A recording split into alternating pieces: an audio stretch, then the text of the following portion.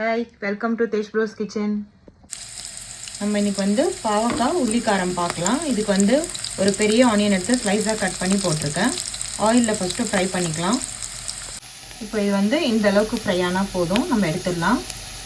இப்போ நான் 1 ஸ்பூன் உளுத்தம்பருப்பு, 1 ஸ்பூன் கடலைப்பருப்பு, 1 ஸ்பூன் தனியா, 1/2 ஸ்பூன் வெந்தயம், 1 ஸ்பூன் ஜீரகம் போட்டிருக்கேன். இதெல்லாம் நம்ம ஃப்ரை பண்ணிடலாம்.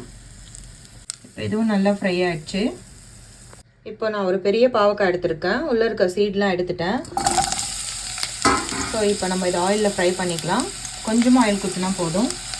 இப்போ நம்ம பாவக்காய் ஃப்ரை ஆகிறதுக்குள்ளே இதை மிக்சியில் கிரைண்ட் பண்ணிடலாம். இதெல்லாம் ஒன்றா போட்டு கொஞ்சம் புளி போட்டிருக்கேன், 1 ஸ்பூன் சில்லி பவுடர் போட்டிருக்கேன், கொஞ்சமாக மஞ்சப்பொடி போட்டிருக்கேன். இப்போ பாவக்காய் நல்லா ஃப்ரை பண்ணியாச்சு, எடுத்துடலாம். இப்போ மிக்சியில் அரைச்சி எடுத்துட்டேன். ஒரு 2 ஸ்பூன் தண்ணி ஊற்றி அரைச்சா போதும். இப்போ ஆயில் ஊற்றி இந்த அரைச்சதை போட்டுடலாம். 1 ஸ்பூன் சால்ட் போட்டிருக்கேன். இப்போ இதெல்லாம் நல்லா குக் ஆகிடுச்சு. இப்போ நம்ம பாவக்காவை போட்டுடலாம். இப்போ இதெல்லாம் நல்லா மிக்ஸ் பண்ணிவிட்டு கொஞ்சமாக தண்ணி தெளிச்சுட்டு ஒரு 5 மினிட்ஸ் நம்ம சிம்மில் வச்சு நல்லா குக் பண்ணலாம். க்ளோஸ் பண்ணிவிட்டு குக் பண்ணலாம். இப்போ 5 மினிட்ஸ் ஆகிடுச்சு, நல்லா குக் ஆகிடுச்சு. ஹீட்டிங் பண்ணிவிட்டு காட்டுறேன். பாவக்காய் உள்ளிக்காரம் ரெடி.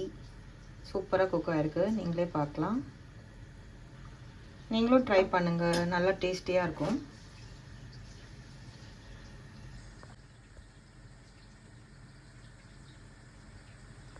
தேங்க்யூ.